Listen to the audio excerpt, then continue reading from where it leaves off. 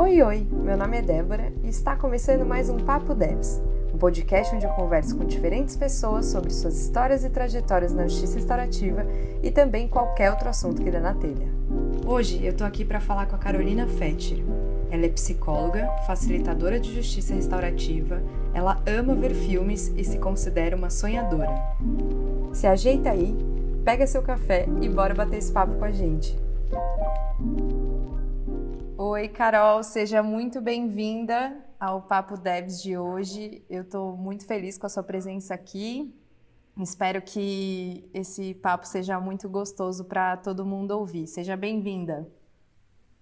Oi, Débora, obrigada. Nossa, eu tô muito feliz. Finalmente, né? A gente teve alguns contratempos, mas eu tô muito feliz de estar aqui e finalmente conversar com você de novo, direitinho, poder te ver. É uma honra estar no Papo Debs. Sim, estou muito feliz. E bom, para começar do jeito mais Papo Devs possível, a primeira pergunta sempre é: quem é Carol? Nossa, simples, né? Super da hora. Começando tranquila. Nossa, eu sou. Eu tô me descobrindo, acho que todo mundo, né? Eu acho que é bem assim, né? Eu estou e não eu sou. Mas eu estou tentando aí sobreviver no meio de uma pandemia. Vou poder crescer e falar isso para meus netos. E, e eu acho que a minha profissão é muito importante para mim, então também sou psicóloga, sou facilitadora em justiça restaurativa e sou uma pessoa que gosta de beleza, que procura beleza em tudo, em todos os lugares, em todas as pessoas. E, e que luta sempre para ver aí, por mais que às vezes pareça tão utópico, apesar de eu ser uma pessoa super pessimista, eu acho que às vezes eu sou otimista porque eu tento buscar um mundo utópico de igualdade, de espaço para todo mundo. E ao mesmo tempo que eu luto contra várias coisas ruins aí que tem fora do mundo, às vezes eu luto contra mim mesma e as minhas sombras e principalmente pelo meu lado que fala que eu não sou capaz. E sei lá, acho que eu sou isso daí. Eu amo que tanto a pergunta quanto a resposta é super tranquila, né? Super, assim, de boa. Tô chorando já. Mas começando com essa questão do estar, assim, eu ia te perguntar um pouco como foi essa sua trajetória, né? Porque você trouxe que você é psicóloga, facilitadora. Como que foi essa trajetória, começando pela psicologia e encontrando a justiça restaurativa aí no meio do caminho? Tá. A psicologia é sempre bem engraçada a história, porque eu, quando terminei a escola, eu realmente não sabia o que eu queria. Eu fui fazer uma orientação vocacional e apareceram algumas coisas, por exemplo, direito, que eu falo até hoje que algum dia eu vou fazer, jornalismo e tal, e essas eu já havia pensado, né? E daí apareceu psicologia, e eu falei, nossa, eu nunca tinha pensado. E por que eu escolhi a psicologia, basicamente? Porque na minha adolescência eu tinha uma certa obsessão por serial killer, sabe? Assassinos em massa, essa galera aí. Sabia tudo, sabia nome de serial killer, sabia. Então eu falei, bom, tinha pensado no direito por conta disso. Falei, bom, mas para eu entender esse povo vai ser psicologia. E foi assim que eu escolhi psicologia, né? Uma história super bonita. E eu lembro que eu no primeiro ano, a primeira aula, um professor sentou a gente assim em roda e começou a perguntar por que que a gente escolheu psicologia e tal, né? E todos os colegas foram falando, ai, porque eu gosto de ajudar os outros, eu quero ajudar os outros. E eu era bem insuportável, só fazia uma cara assim de bosta, tipo, quer ajudar os outros, sabe? Mas daí foi engraçado porque eu fui me apaixonando por esse lado, entre aspas, né, aspas gigantescas, de ajudar o outro, sabe? De esse lado da psicologia. E eu fui me apaixonando aí por ele. E um dos lados que eu sempre, dois que eu sempre gostei muito foram a psicologia jurídica e que eu só tive no final da graduação, e a psicologia social. E aí que eu acho que a psicologia dialoga mais com a JR, que é essa área da psicologia social. E eu já tinha me formado quando eu conheci, na verdade, a justiça restaurativa. Eu nunca tinha ouvido falar. E eu ouvi numa pós de psicologia jurídica que eu estava fazendo e beleza. Ouvi, achei legal, mas como passaram de maneira muito superficial, não foi uma coisa que me chamou muito a atenção. E daí um dia eu descobri que Tatuí, que era a cidade onde eu morei minha vida inteira, era aí uma referência de JR no Brasil inteiro.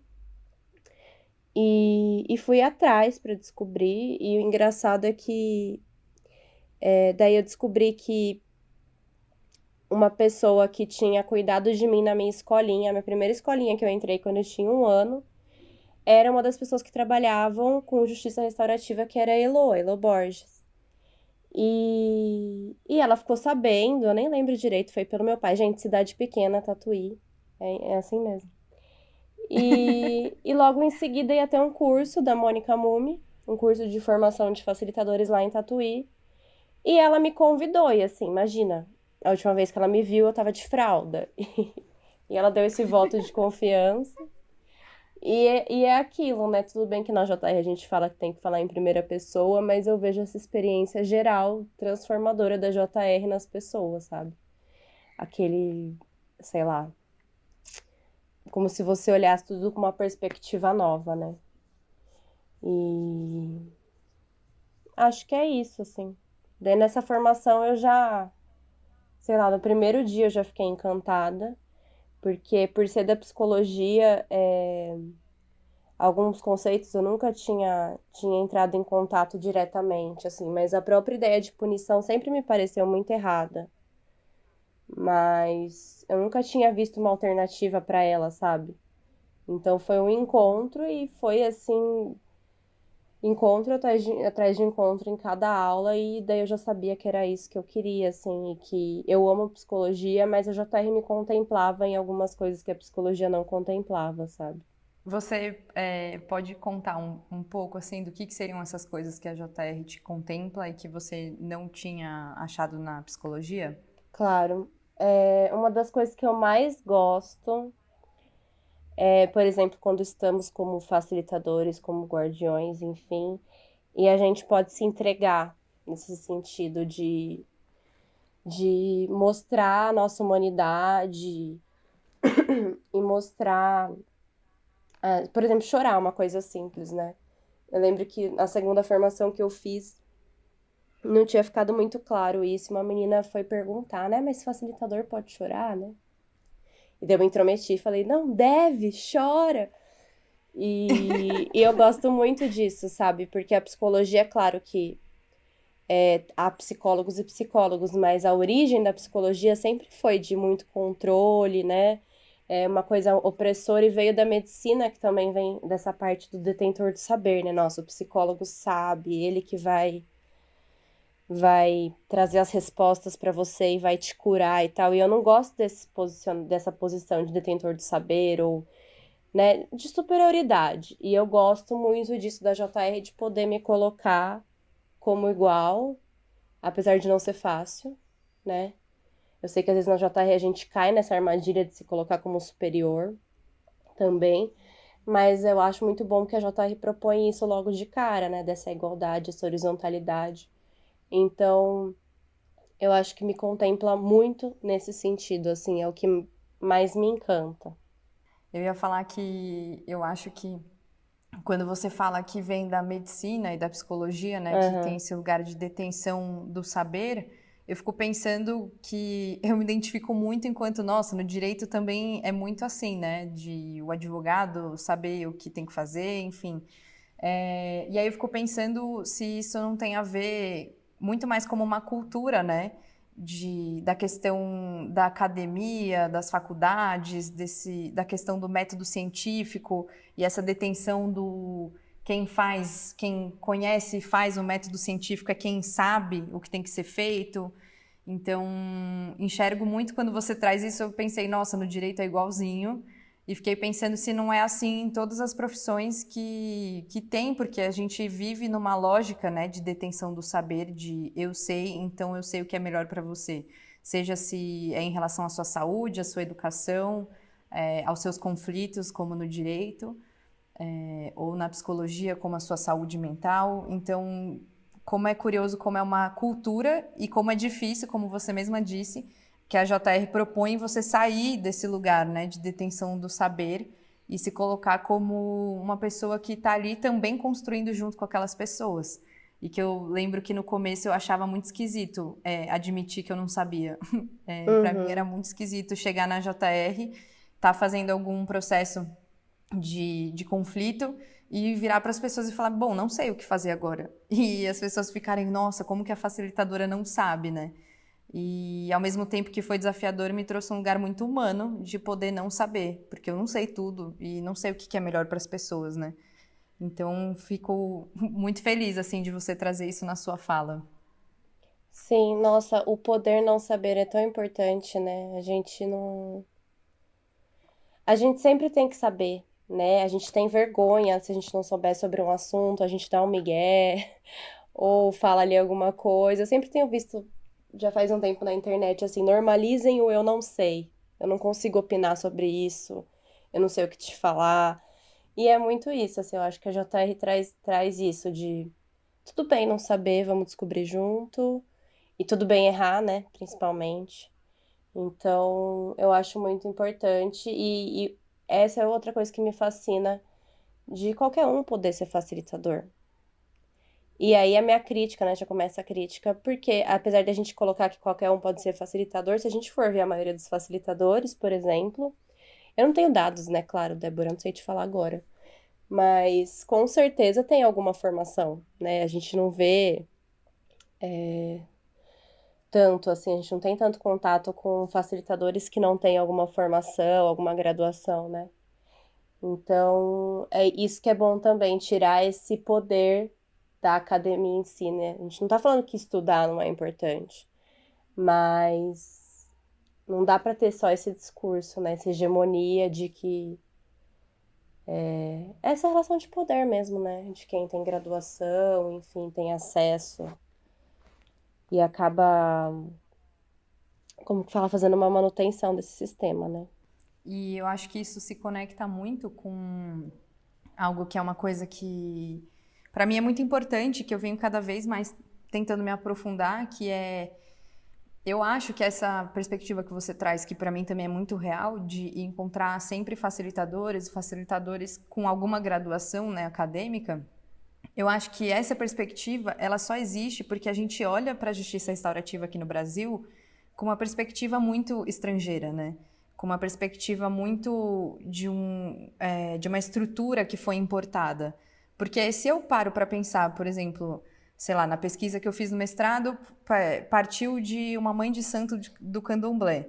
Se a gente começasse a olhar para as raízes culturais que a gente tem aqui no Brasil, a gente encontraria diversas facilitadoras de diálogo e de conflitos que não têm formação acadêmica, que têm formação histórica, né? Que têm formação de cultura, de origem. E que, tudo bem, não está nesse lugar da facilitadora de justiça restaurativa porque não fez as formações de facilitadora, mas eu acho muito importante esse resgate para valorizar esse lugar de não graduação, que, como você disse, que é muito importante, não é dizer que estudar está errado, mas é como a gente valoriza o estudo acadêmico e não valoriza o saber e o conhecimento histórico, cultural e de vivência, né, da oralidade principalmente. Então, para mim foi muito importante, assim, ouvir na fala dessa mãe de santo e de várias outras pessoas que trabalham na comunidade tudo que eu trabalho, assim. Eu chegava até a Uhum, ficar envergonhada de depois que elas falavam e perguntavam o que eu trabalhava, eu ficava, nossa, como é que eu conto pra ela que eu trabalho com o que ela vive, né? Tipo, com o uhum. que ela nasceu com. Então, pra mim foi muito importante, assim, fazer esse movimento de valorizar mesmo e encontrar esse saber fora do que está escrito no papel e que está no mestrado e está na profissão, na graduação, porque eu acho que é muito importante, né, para construir uma justiça restaurativa coerente, na minha opinião, é muito necessário que a gente leve em consideração a complexidade e a variedade de conhecimentos e saberes que a gente tem, principalmente aqui no Brasil, né, com a diversidade que a gente tem de culturas. Então, isso é uma coisa que para mim é muito importante. E eu queria te perguntar como que você encara, assim, enquanto facilitadora, essa questão do emocional que você trouxe, assim, do facilitador poder chorar, e sendo psicóloga, como que você encara esse trabalhar o emocional por meio das práticas da justiça restaurativa? Tá. Eu tava conversando isso outro dia, que uma vez me falaram que não poderia ser feito JR no sentido de círculo, né? Com pessoas que têm transtornos mentais, por exemplo, né? Assim, daí seriam os transtornos mentais mais graves, que se for ver, tá todo mundo, né? Todo mundo tá com transtorno mental hoje em dia. Mas, por que não, sabe? Eu realmente vejo um potencial muito curativo na JR. Já participei ou facilitei, enfim, círculos de, por exemplo, pessoas que tentaram suicídio, pessoas que passaram por violência sexual, enfim, entre outras. E, e o quanto tem esse potencial curativo, eu não sei, me veio um filme na cabeça agora. Não sei se você já assistiu, nada a ver, mas é um filme de terror, chama Midsommar. Não conheço. E é só um recorte do filme, na verdade, que eu vou trazer. Mas são umas pessoas, aquele clássico de filme de terror, mas o filme não tem nada de clássico, gente, recomendo. Ele. Sabe aquele clássico ruim, né? Por favor. De que aconteceu de uns anos pra cá. Mas é um pessoal que vai, acho que pra. Eu não lembro que país, assim, Suécia, sei lá, um país europeu. Para um festival deles de verão, de solstício, alguma coisa assim. Então são os norte-americanos que vão pra lá. E eles têm as práticas deles, e, enfim, começa o terror. Mas, dentro disso tudo, tem uma coisa muito legal que eles fazem, que vou dar um exemplo de uma cena, que a mulher pega o namorado dela traindo ela. E ela começa a chorar. E é aquele choro, assim, de gritar, sabe? Aquele choro que você traz tudo, assim, muito, muito forte. Todas as mulheres vêm e começam a chorar junto com ela. E não sei, isso me veio à cabeça, assim, porque esse filme fala muito de pertencimento também, sabe? E o quanto eu acho a JR curativa nesse sentido. É claro, gente, ninguém vai se curar com um círculo. Seria lindo se fosse isso, mas não vai. Né? A cura não é uma coisa linear e, né, tem um ponto, um início e um fim e pronto, acabou.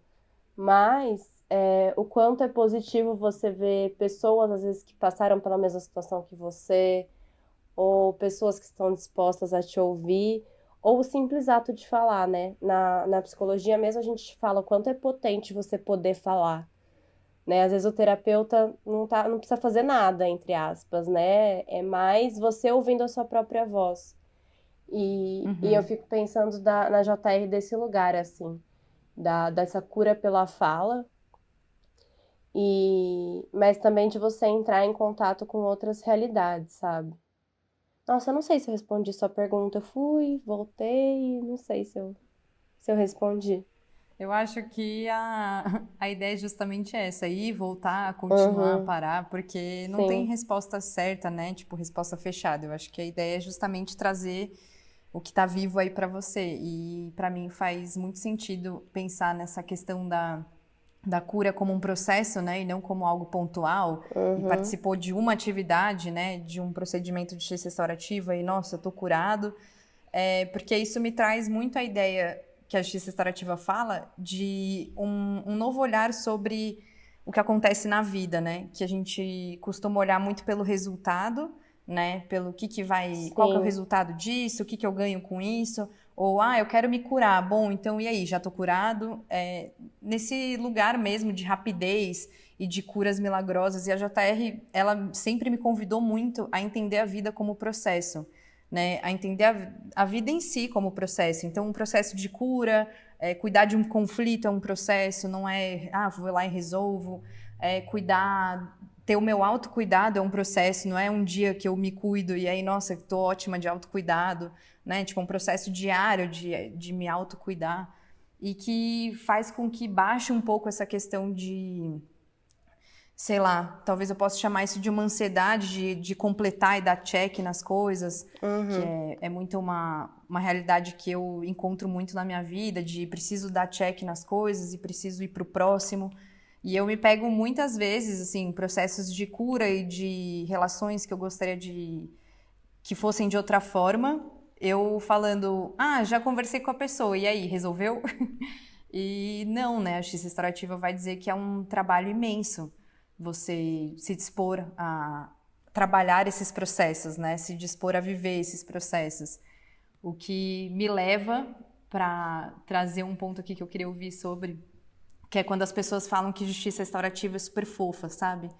Ai, nossa, muito fofo. Você vai lá e aí você ama seus amigos e aí você fica bem com todo mundo. E eu acho que ela tem muito essa perspectiva pela proposta em si, né? De transformação social, transformação individual, tudo parece muito bonito. Uhum. Mas quando eu penso em viver processos, cara, assim, se as pessoas tivessem noção do trabalho que é se colocar vulnerável, sustentar essa vulnerabilidade e seguir nos processos, eu acho que essa noção de fofura ela seria muito diminuída, assim. E eu queria perguntar como que chega isso para você, assim, como que você percebe esse lugar de desafio, né, de passar por processos de justiça restaurativa e como ela é encarada de uma forma muito fofa, muito tranquila, enfim. Uhum. Nossa, eu amei que você falou dessa história da JR fofa, que isso me incomoda demais. Isso me incomodava na psicologia, me incomoda na JR. É, só uma coisa que eu queria trazer de antes, é, que eu fui, né, que você falou da JR e tal, falou dessa coisa da cura, e o quanto a JR é a cura pelo coletivo, né? É um novo olhar para esse processo. Então, é estar junto e curar junto, né? Tipo, é problema seu, se vira, né? Vamos todo mundo participar disso. E o quanto fica muito mais fácil. Na psicologia mesmo, a gente fala de rede de apoio como uma coisa essencial para uma recuperação de um transtorno mental, por exemplo, de um trauma. Então, o quanto a JR coloca isso em processo ativamente, né? E é o que você falou. Parece que a gente é uma sociedade tanto focada em produzir, em produção, que até isso a gente quer produzir. A gente quer produzir a cura, a gente quer produzir a resolução de conflito, a gente quer produzir a paz. Então, o quanto a gente precisa olhar mesmo para o processo e para a caminhada. E, e é isso que é a vida, né? A gente está vivendo uma caminhada constante e parar de focar nos resultados, né?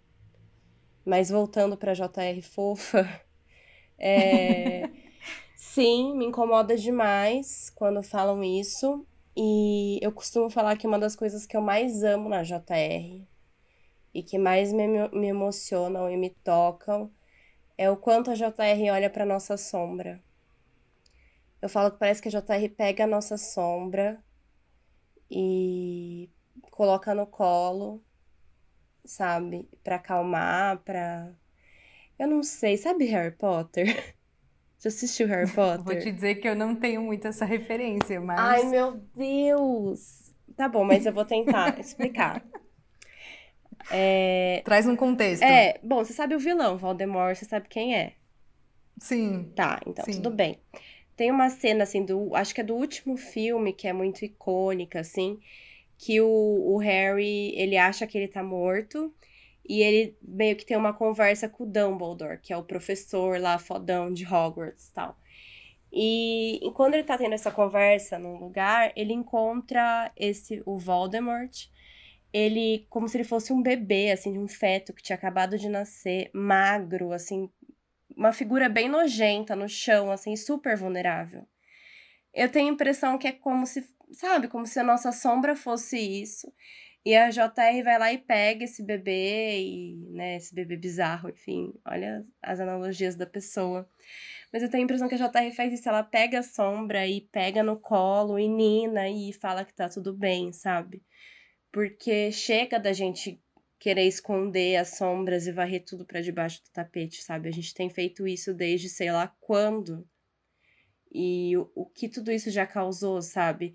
E isso eu falo como humanidade, isso eu falo como Carolina, como pessoa, o quanto faz mal a gente negar as coisas ruins que tem dentro da gente, né? E isso tem muito a ver também como o nosso país ou o nosso mundo tá agora, querer negar o que é considerado ruim e o quanto isso faz mal pra gente. Então, como que uma coisa que olha na cara das nossas sombras e das questões obscuras da humanidade pode ser fofa, né? Não é assim. A gente não tá jogando arco-íris no meio da escuridão, sabe? Então, e é muito difícil, não é fácil. Você colocar a JR como fofa é você esvaziar a JR. É você colocar como uma coisa, ai, paz e amor, vamos dar as mãos e sair dançando, sabe? E é o que você falou, é vulnerabilidade. Vulnerabilidade pode ser extremamente difícil, extremamente dolorosa. E daí, quando a gente fala de JR aí relacionada mesmo com o sistema de justiça, aí fica mais difícil ainda, né?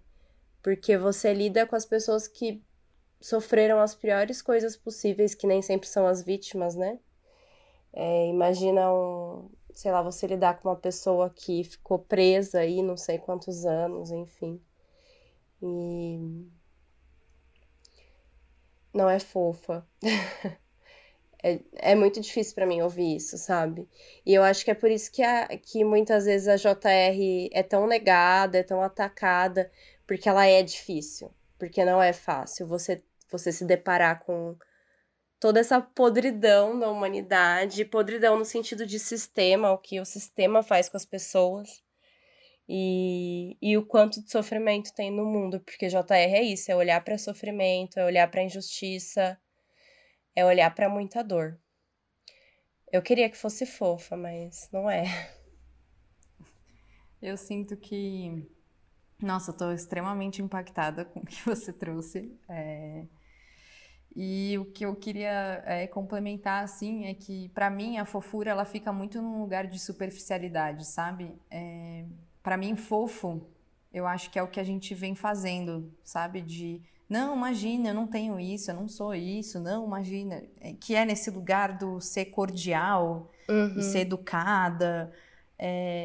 Mas, ao mesmo tempo, eu penso que é muito curioso como as pessoas, quando eu falo de justiça restaurativa para quem não trabalha com isso, fala, nossa, que proposta incrível. E aí, quando eu conto como funciona, a pessoa não tem disponibilidade para isso, né? Que é o que acontece muitas vezes, de ser muito legal, parecer muito incrível, mas a disponibilidade interna necessária para você sentar com outras pessoas e cuidar das suas sombras e olhar para a realidade, para o que é verdade para você, é muito gigante, né? E eu acho muito importante esse lugar de trazer um pouco a profundidade da justiça restaurativa para que ela não seja só mais uma prática por aí, sabe? Só mais uma prática para a gente passar pano para as coisas que estão acontecendo e falar, imagina, tá tudo bem, ficou tudo ótimo, vamos para casa, isso aí amanhã passa, porque não é assim. E a justiça restaurativa muito surge porque não é assim de fato, né? A gente vê a nossa realidade no país como passar pano causou o que temos hoje, né? O fingir que não somos racistas, o fingir que não somos machistas, o fingir muitas coisas com tudo escancarado aí de alguma forma, né? Então eu vejo muito esse trazer a verdade, trazer o que realmente acontece como o primeiro passo da justiça restaurativa. Então, a partir do momento que eu assumo, que eu reproduzo diversas questões e violências estruturais, é o primeiro passo para eu começar a transformar isso. Porque se eu não admito que eu faço isso, a gente não tem verdade, a gente não tem o que trabalhar, né? A gente fica vivendo um mundo de mentira e de fofura, enfim. Até porque o Brasil é conhecido como super receptivo, sendo que é um dos países com índices de violência absurdos, né? Então é muito esse paradoxo hipócrita que a gente fica vivendo e Uhum. que a justiça restaurativa vem convidar para o primeiro passo, que é sentar com a verdade, sentar com a realidade. E não de um lugar de punição, de julgamento, de exclusão, mas de como que a gente integra isso, né? Como que a gente transforma a partir dessa primeira verdade. E eu queria te perguntar como que isso reverberou assim nas suas relações pessoais, sabe? Porque eu sinto que isso mudou muito, assim, a forma como eu encaro as minhas relações pessoais hoje. E queria saber como que isso rolou pra você, assim. Sim. Eu posso só voltar em uma coisa? Fica à vontade, esse espaço é É que eu. nosso. Não, é que você falou das questões estruturais e eu fiquei pensando o quanto a JR pode sim ser fofa quando quem a faz não considera, por exemplo, as violências estruturais, sabe? Então isso é muito importante, não cair nessa fofura de tipo, um crime como uma coisa isolada, sabe? Aconteceu aqui, mas daí você não considera que, sei lá, é, a realidade socioeconômica da pessoa, gênero, etc. Então eu acho importante falar que a JR pode cair nessa fofura se acontecer isso. E aí que é o passar o pano, né? Porque a gente passa o pano em todas essas violências, preconceitos, enfim. E as minhas relações pessoais, nossa, aí você me pegou. Porque quando você fala relação pessoal e JR, eu já penso na hora na minha família, né?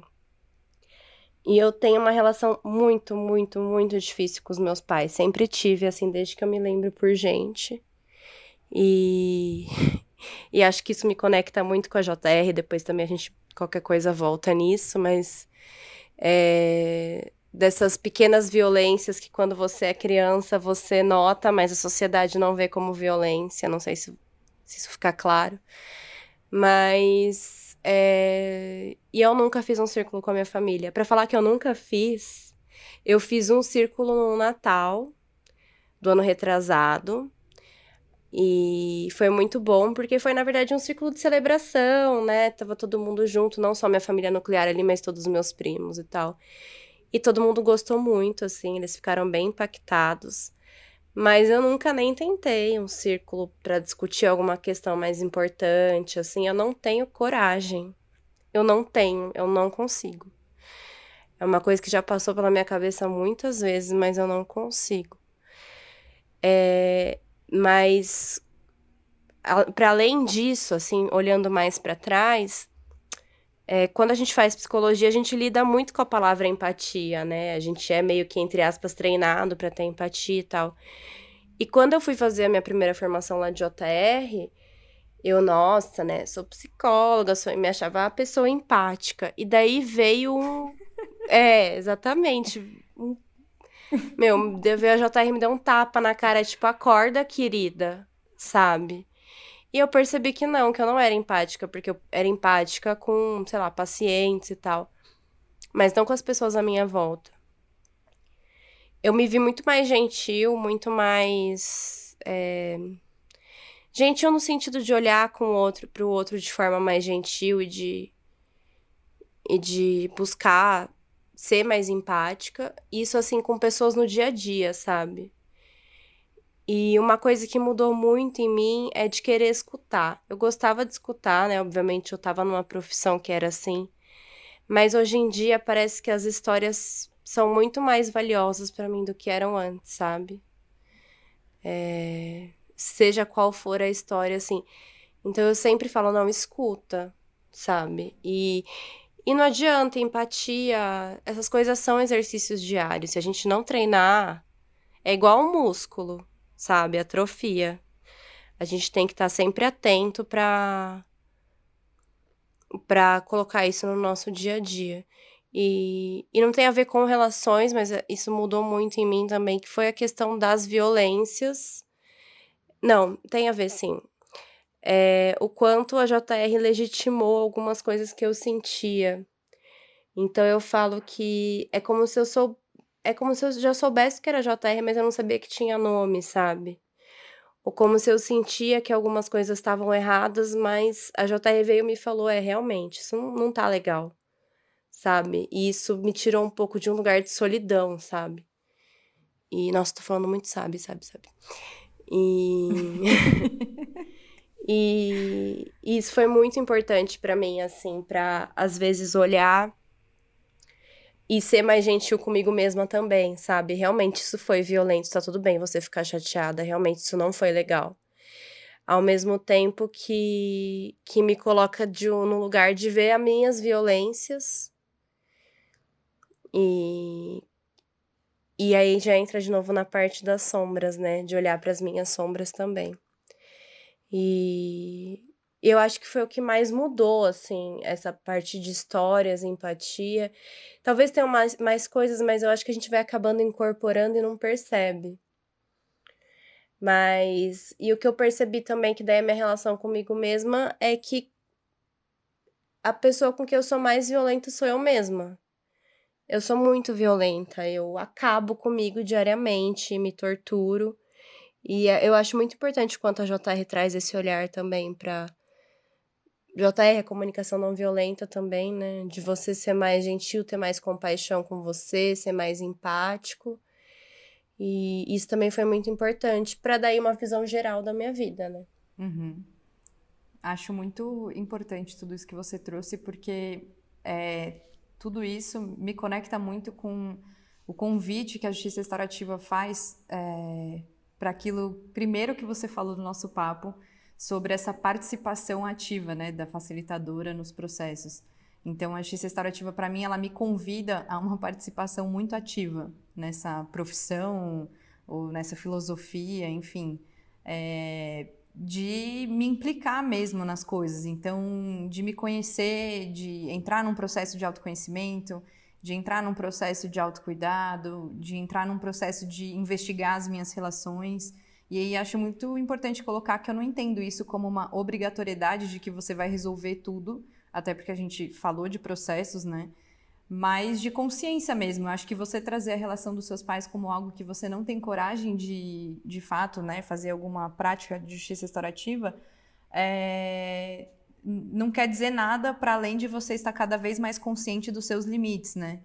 E talvez coisas que a gente nem olhasse antes, né? Só entendesse como um problema, tipo, nossa, temos um problema aqui nessa relação.